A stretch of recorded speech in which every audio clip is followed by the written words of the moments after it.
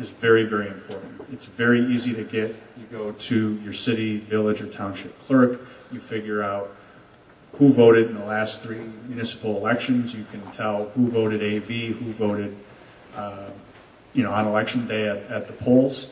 And you basically run 2 different campaigns. You run a campaign for the absentee ballots that are usually about, at least in Rochester, half the votes. Half the votes are cast at least 30 days before the election. When those absentee ballots arrive, people fill them out and they send them in. Rarely do they wait till election day to fill those out. So that's very, very important. And that's 3 and 4. Fundraising, Terry made the point. If others are invested, they're going to help you spend the time and do the work to knock on every door you can. Local elections are won and lost at the door. That's a lot easier if you're not in a rural area. When you're in a small, compact city like we have, you knock on 1,500 doors in an 8-week period, and you can do it. If you live in a larger municipality, it's going to take longer, so know that. But winning local elections is done at the doors. And then finally, you're going to be bombarded for, media requests. Is your website perfect? What are you doing, with yard signs? I think signs are important to a point, but they don't vote.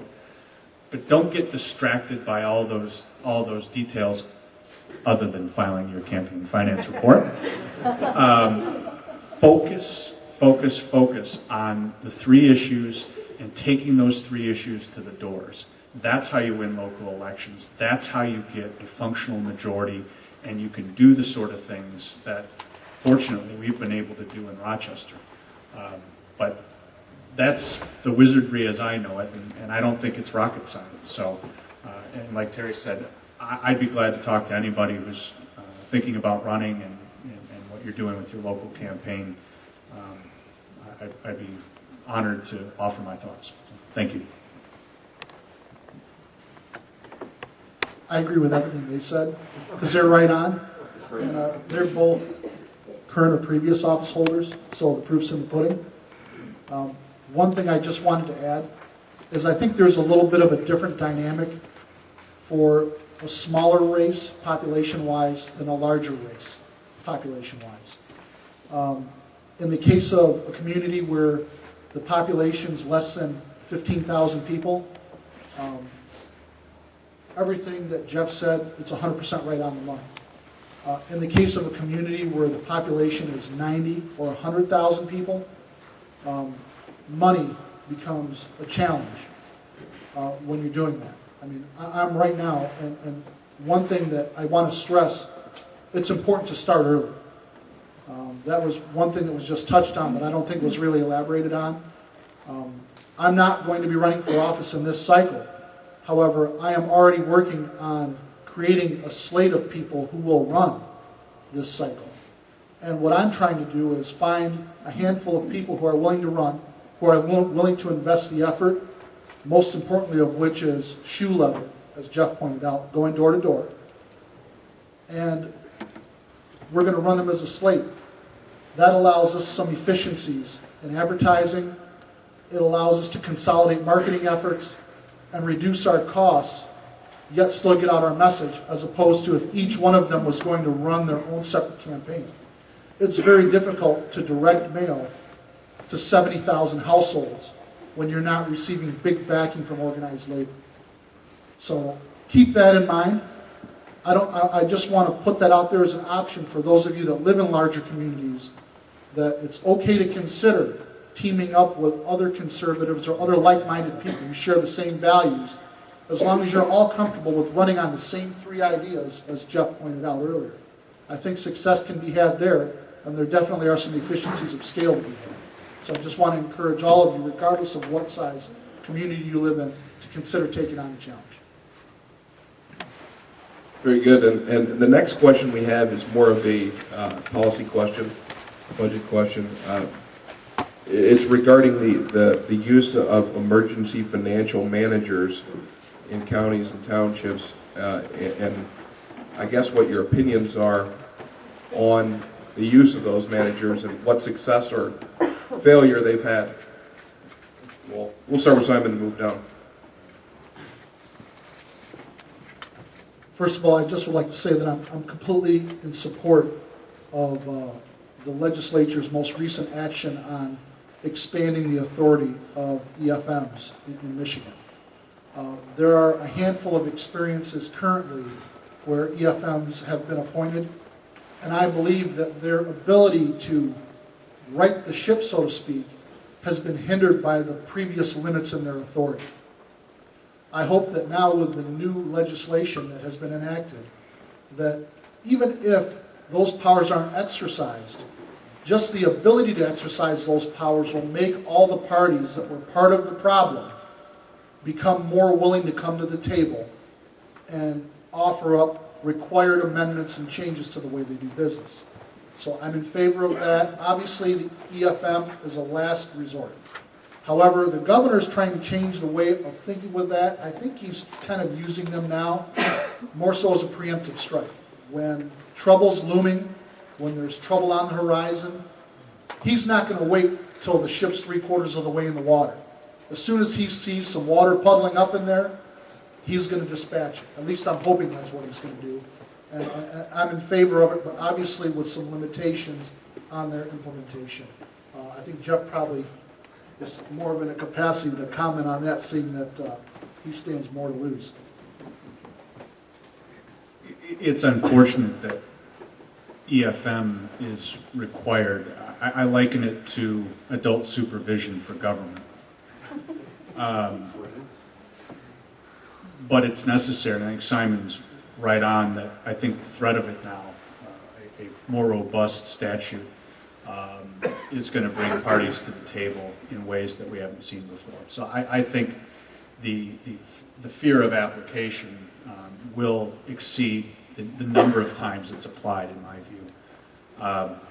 Interestingly, I'm in the process right now of trying to qualify to get on the EFM list. It'd be an interesting project. And, well, I don't know what my wife may say about that idea, but I do, as I alluded earlier, I do think there are a couple of potential constitutional concerns with the act. The idea of dissolution of municipalities without votes is going to engender some legal questions. I'm not an expert in that area, but I would think that those are the sort of things that will end up in court. But I don't think, I don't know if it'll ever come to that in terms of presenting a right question for the courts to have to consider, because the very act of putting the EFM in place should work in most cases to prevent that situation from occurring without some sort of dialogue with the public. So with that minor caveat, I think it's a great tool, and I think it in the right hands, and I think that's another important thing that the governor is going to be forced to look at is who is the person that's going into that community? Do they have the ability to work but be tough-minded when needed? So in short, like I said, I wish we didn't have to have adult supervision in government. Well, I guess I'm going to be a little different on this. I think it's a slippery slope, is my personal opinion. For those of you who don't know how the election system works in Michigan, the Secretary of State is the chief election official for the state of Michigan. So what happens is if the local clerk, and I work with all the local clerks, and they can either be appointed, elected, I mean, they can be from any spectrum on getting to that point of being clerk, and I had to manage them. And if you remember, when I first came into office, we went to one system in Michigan, one election system for the whole entire state, and I did that with having, again, none of these folks actually working for me. It's a little like herding cats, but we all brought them together and went to one system. Now, you also probably remember my second year in, all of a sudden the city of Detroit had a little issue with the clerk that was there. Jackie Curry got herself into a little situation because she was, quote, helping people fill out their absentee ballots, which meant that there was a court action ensued, and I ended up running the elections in the city of Detroit towards the end from a court order through the absentee ballot process and all of that, and ended up with the ballots at the end. And the city of Detroit even understood that that was wrong and got themselves a new clerk in Janice Winfrey. So the system did work when it was brought to the attention of the voters and the voters understood what was going on. So this can be done, and so I'm not really a fan of this. There's a lot of things that are in law right now that can make things work from the state level without having somebody come in and basically threaten them with disillusionment of their local community government. To me, that seems like a long way to go. In what we did in the state of Michigan with the Secretary of State's office with elections, I had that ability too. But what I would do is I'd go in and talk to a local clerk and try to work it out before coming to that situation, and it worked. I mean, there's over 5,000 local clerks in the state of Michigan, and we run an election system in Michigan. It's kind of incredible when you think about it on a day-to-day basis, but it can be done. So I'm not a fan. I think it was a slippery slope, and I think the better way to do would have been, the governor does definitely have the responsibility to go in there and fix things, but he can work with them. I guess I'll give one last example here in Oakland County. The city of Pontiac, as everyone knows, has had their trials and tribulations. The county clerk in Oakland already, Bill Bullard, has already gone ahead and worked with the clerk there, and they're figuring out a way that the county can help them with their elections. And you probably saw Mr. Bouchard already took over doing the police. So, I mean, they got to a bad situation, and they're working it out. So that's why I'm like, why did we waste all this time in the legislature? Why didn't we start from day one and start talking to all these local governments and start making this work? Take great mayors like Jeff here, bring them to another community, say, how can we do it? I think a lot of folks just didn't know how to do it. They just got caught in it, and all of a sudden there they were, and now what? And done it that way on a little more friendly level. So I guess I disagree with you too.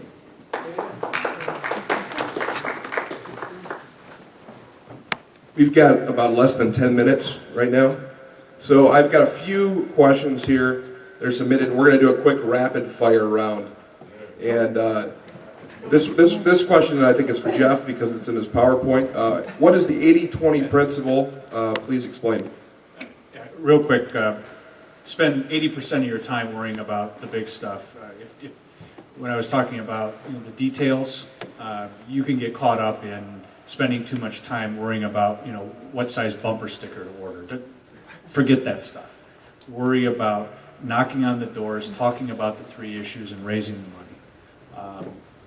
Put the rest of the campaign frills, your business cards, and all that stuff aside. If you've got somebody who can do it for you and you can afford to do it, super. But a lot of times candidates get caught in that trap and they waste time. I'm going to target this next one at our former Secretary of State because she has the most experience with the media. How do you handle hostile media? Number 1, you do not have to answer the question. Just because they asked it, you do not have to answer it. That drives me nuts so much with a lot of new candidates. All of a sudden they ask you a question, well, the premise may be wrong, and it may not even be a true statement. And a lot of times they like to say to you, well, your opponent said. Well, you never heard your opponent say that. Don't get sucked into that. Okay, you have talking points, the 3 points the mayor gave you. You got those 3 points. No matter what question they ask you, you answer with your 3 points. Stay on message. Brian, if I may, I'd like to put in a plug for Michigan Farm Bureau. They have a really great campaign school, and it includes media training. And they videotape you, so highly recommend that. Great. We've got one last question, and then I got one comment in the back. I'll let her close. The one question is regarding to state and federal grants and how local governments can reject those grants, and what's the proper way to reject them. Who wants to take that one? This one's easy for us. We're not an entitlement community. We didn't get a nickel from stimulus, and I'm glad for it. We didn't accept a penny because we didn't qualify. Thank you. But I do know that a lot of municipalities, particularly larger ones, have grant writers, and you want the money, and there's 50 pages of conditions that come along with that. We've heard the argument about slippery slope. You start taking those conditions, unless it's something mission critical. You've got a sewer plant that's blown up, and it goes to an essential public service. You have no